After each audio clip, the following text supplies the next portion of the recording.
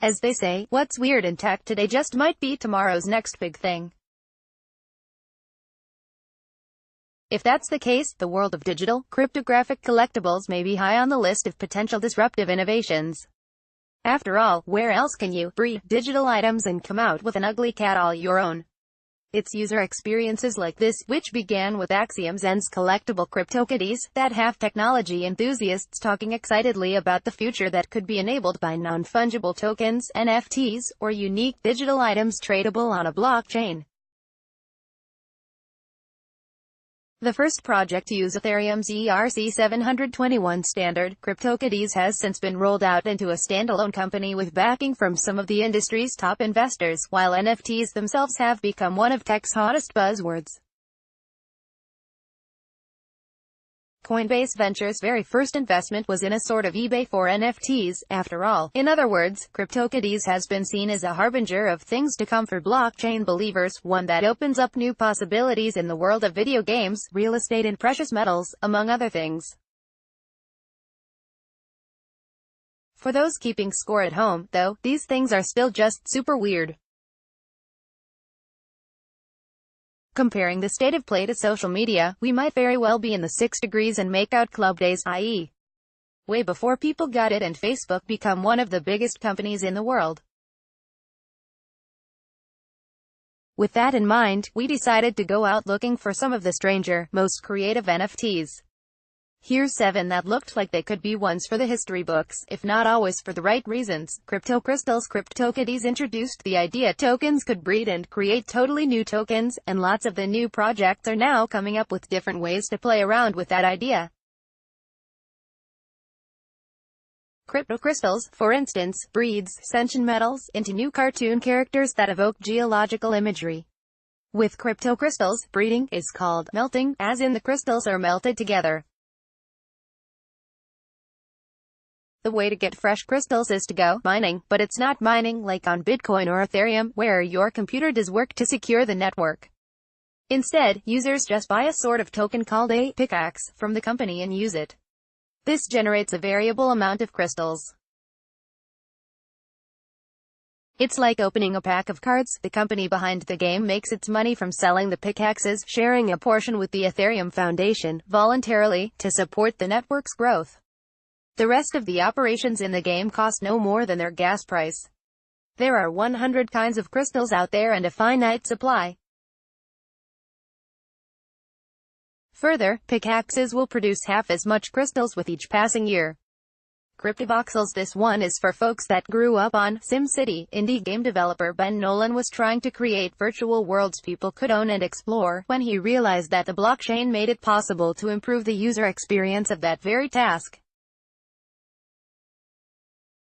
From that inspiration came Cryptovoxels, a 3-dimensional space visible with virtual reality goggles. We have about 100 parcels sold, average price 0.16 ETH in the origin city, about 100,000 square feet of development, Nolan told CoinDesk in an email. The business model is selling these original pieces of land, as well as some other digital objects that add character to the user's experience, such as special hats for their avatars. Users can also build on their land, adding buildings and structures. Someday, there could also be color. Right now, everything is black and white. Nolan says the community has showed good activity in its Discord channel, and that they are starting to see person-to-person sales of parcels on the secondary market.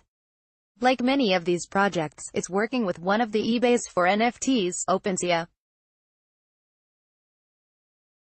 Hyper Dragons. Lots of the early NFT projects are on some level or another imitations of Pokémon, cute creatures that can also battle each other to get tougher and cooler. Hyper Dragons takes advantage of decentralization, though, by interacting with another team's project.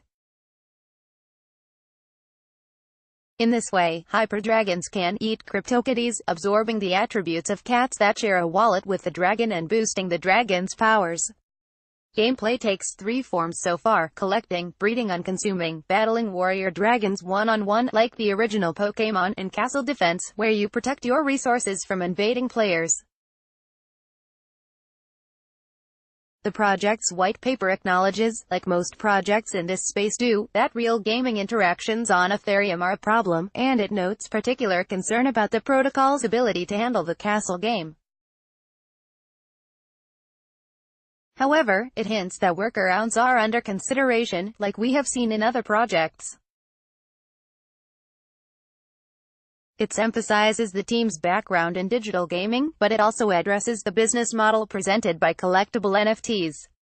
The white paper says, "We believe that there is a sustainable revenue-based model instead of an ICO, and we appreciate the innovation that digital collectibles portray, bird in the shell. So, this one is really just one specific NFT by a nameless artist playing around with the form."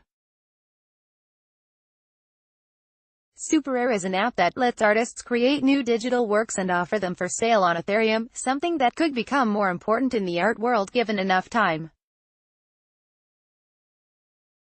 In fact, one of last year's Super ICO's status sees a lot of promise in SuperRare, too. It announced Thursday that it was inducting its parent company, Pixora, into Status Incubate, its accelerator for promising crypto startups. That said, this one work of art on the SuperRare platform, it just hit a little too close to home. By @Hackito, it's an animated GIF in its native habitat. For anyone on crypto Twitter, check this one out. It will feel way too real. Crypto Jingles, a digital object doesn't have to be an image. It can also be sound, and probably other things people haven't thought of yet. Created as a side project by two staff members at Serbian blockchain company Decenter, Crypto Jingles was started at the end of 2017.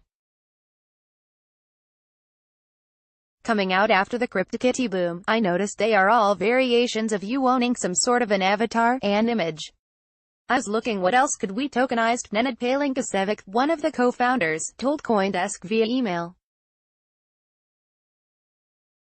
Crypto Jingles are snippets of music that can be mixed together to make new pieces of music. There are 100 snippets of music that people can use to make jingles. Once a new combination has been made and recorded on the blockchain, it's unique and no one else can make that combination. The creator owns it and can sell it on to others, as an NFT. The project is not in active development, but there have been a few superfans making lots of jingles. There were 45 jingles created in total on our platform, Palinkasevic said, without any marketing or promotion. Pandaearth. For this project, it's important to start with zoological facts first. Pandas are the best mammal. On the surface, Pandaearth might just look like CryptoKitties, but pandas, except for one important difference, some of the crypto pandas represent real-world pandas tracked by the China Conservation and Research Center for Giant Pandas. A spokesperson says it is a project that is authorized by the center, but the company didn't respond to questions from CoinDesk about whether purchasing any of the pandas benefits their conservation at all. Like CryptoKitties, these digital pandas breed. They breed more and more slowly over time, but that will reset every 4 years. CryptoKitties. This post started when we discovered the CryptoKitties NFT, not to be confused with SpankChain's side hustle of the same name, which is a way to directly pay women for posting their topless photos. CryptoKitties, on the other hand, are cartoon boobs made by a development firm called Seventh Wave. It was a spoof of CryptoKitties for fun, Hammy Gilbert, one of its founders, told CoinDesk in a Discord chat. Later, Gilbert's mother got breast cancer and they decided to find a way to supply cannabis products to women with the disease. Like CryptoKitties, these are cartoon avatars, but have breasts rather than cats. Fear not, there are both female-identifying and male-identifying boobs available. In fact, while the real-world variety tend to come in pairs, CryptoKitties are available in singleton to sextuplet sets.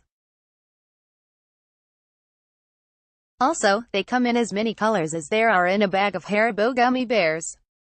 CryptoKitties has not caught the world on fire, though, selling each one for as little as 0.05 ETH. The full set of available items totals 144.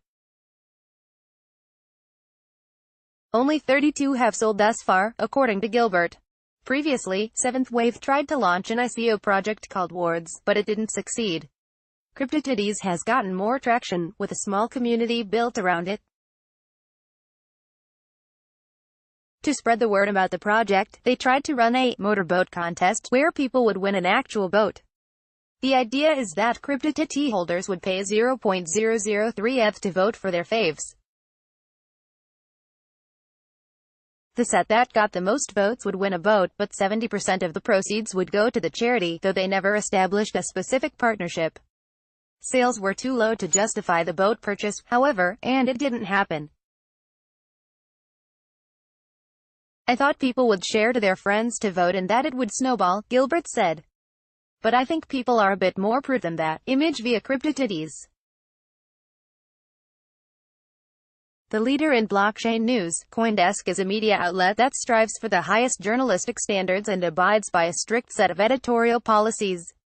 CoinDesk is an independent operating subsidiary of Digital Currency Group, which invests in cryptocurrencies and blockchain startups.